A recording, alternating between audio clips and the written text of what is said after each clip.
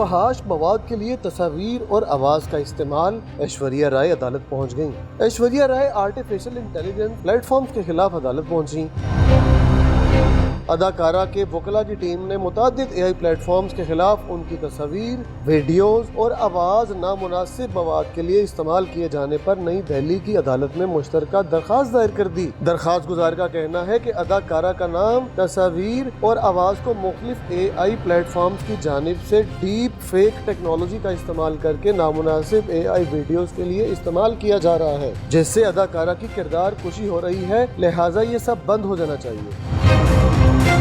ایشوریہ رائے کے وکلاء کی ٹیم نے درخواست میں ایک فہرست بھی فراہم کی ہے جس میں اداکارہ کے نام سے منسوب جعلی اور فحش ویب سائٹس کے نام درج ہیں۔